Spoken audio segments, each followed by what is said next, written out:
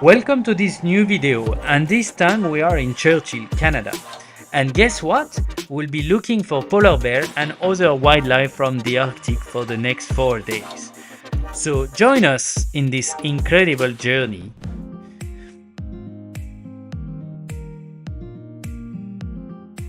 Here we are, day one in Winnipeg. So tomorrow going to Churchill, but for now, just getting used to the snow. And to be honest, there isn't that much to do here, so we are just walking around trying to fight the jet lag, and then tomorrow is the day.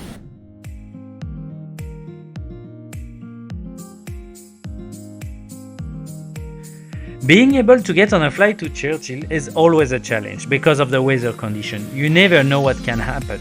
As we had in our case our planned flight cancelled, which delayed us in our journey. But this time we were on it, ready to rock and roll.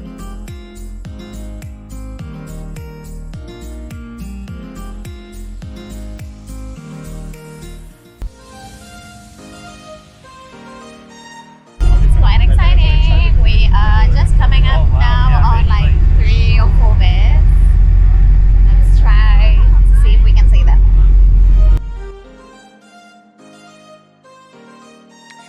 It was mid-November when we were in Churchill, and it should have been the last week before the polar bears start to head towards the frozen sea.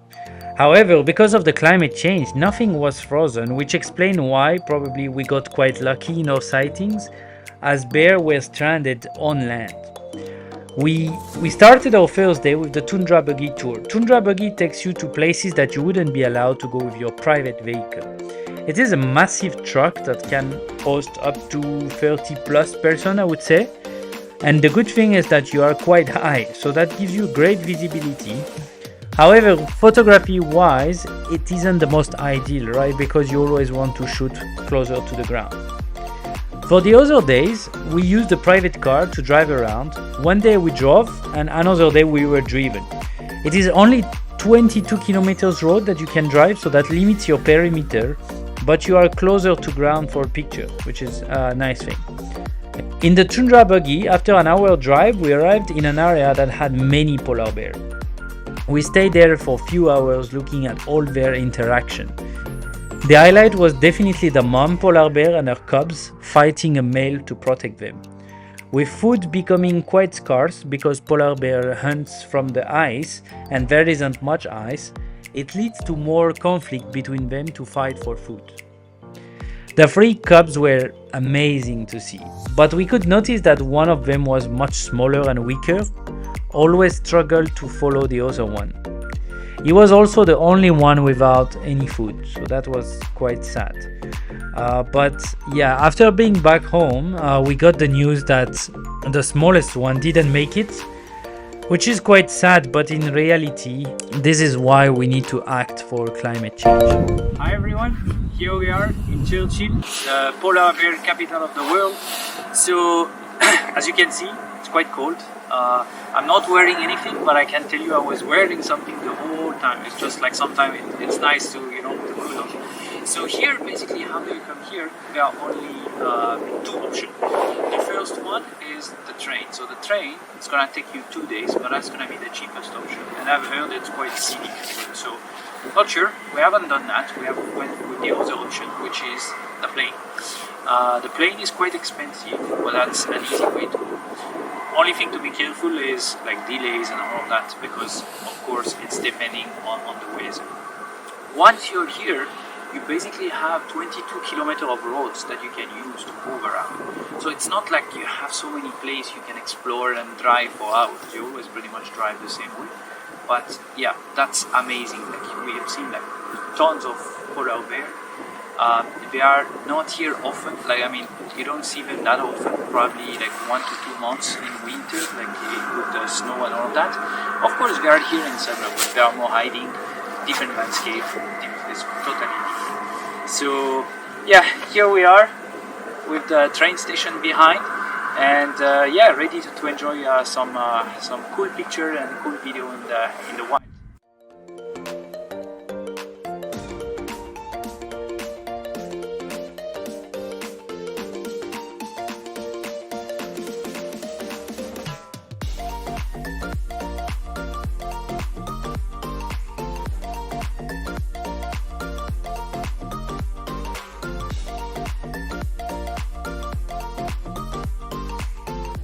hit the jackpot. 7 whole beers.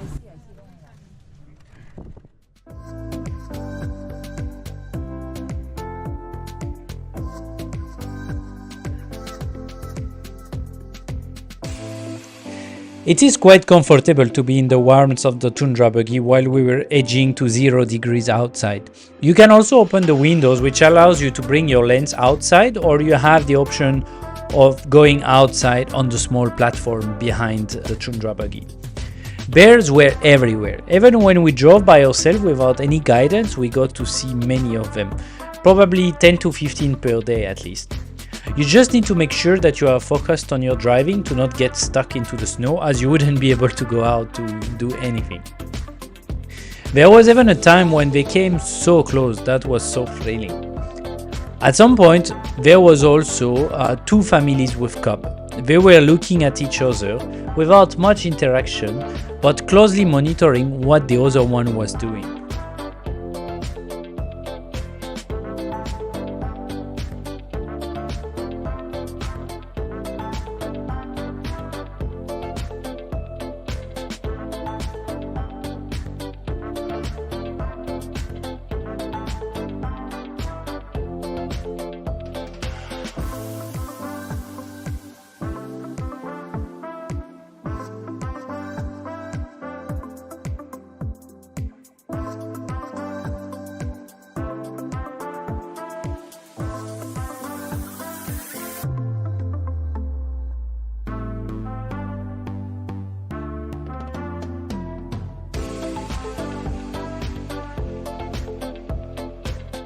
Here we go, end of day 1.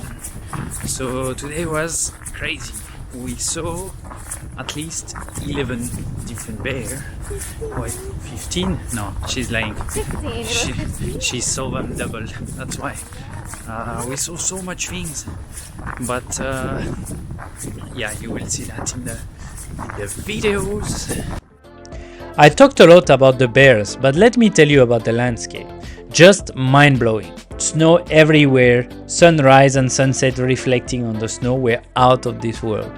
Good thing is that sunrise is quite late in the morning, around 8:30 a.m, so if you don't like to wake up early, this should be perfect for you. Outside of the bears, you will see a lot of red fox, Arctic fox all around the town. So you can just stay within the village, within the town, and I'm sure you would see some of the fox. If you don't like photographers, you might be disappointed because it's full of them with tripod and large lens, but you can always go away from the crowd and find your own spots. We took a break for an afternoon to go inside the forest to experience dog sledding. It was really nice experience. The dogs were so excited and had so much energy. Also, it was hosted by local people that were born in this area, and that also explained us some interesting stories about how was life in the past, how they were hunting when they were young. And they also invited us to come back at night to see the Northern Light, as it was really secluded from the city of Churchill. It was quite light Northern Light, but we got to see them. That was amazing.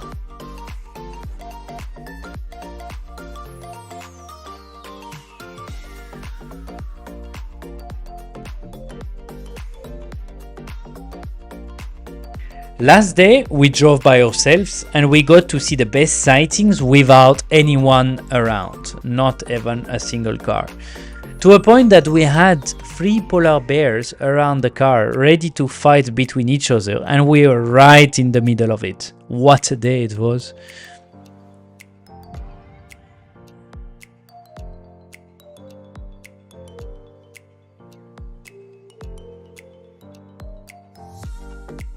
So when you are here, you have different options when it comes to move around.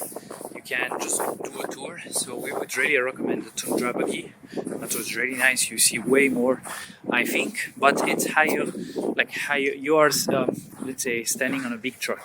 So basically, for photography, might not be ideal, but at least you get to see more. Otherwise, what you can do is you can arrange your own car. So this was the car behind me, the car that we used. That was great, to be honest. That was amazing, just moving around by yourself. But however, yeah, you need to be comfortable to drive on the snow. And then otherwise, so this is where we stay, the iceberg inn, as you can see in the back. So they can arrange, like all the places you stay, they can arrange basically the accommodation and stuff like that. So not the accommodation, sorry, I'm feeling tired from the snow. The tour and all of that, if you want to move around. And when you move in town, you need to be careful and you need to watch out, because the bears are everywhere. Churchill is clearly the capital of the polar bear for a reason. And even if it may seem quite expensive at first, we realize that there are ways to do it by yourself in a much cheaper way. Clearly, price can have a difference of like 5x based on how you want to do it. The most expensive part will definitely be the travel and the flight or the train to get there. My recommendation would be to come around mid-November when people start to leave, because the bears are also supposed to leave. But the thing is, with the climate change, there is high probability that this date is being pushed more and more towards December. So you might get the best of both worlds. On a photography note, I believe a 100-500mm lens would be a good choice, because sometimes the bear could be really close and sometimes they could be quite far too. So that would give you the right level of flexibility. During this trip, I also brought with me a 1.4x extender that I used few times when they were too far, but I also used a 24-105mm lens when they were surrounding my car.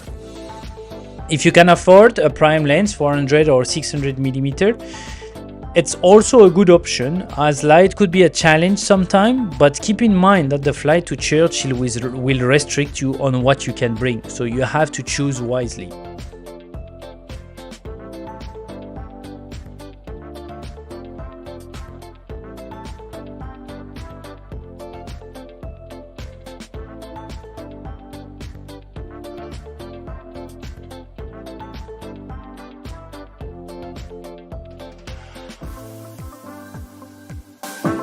Hi everyone, and that's the last day.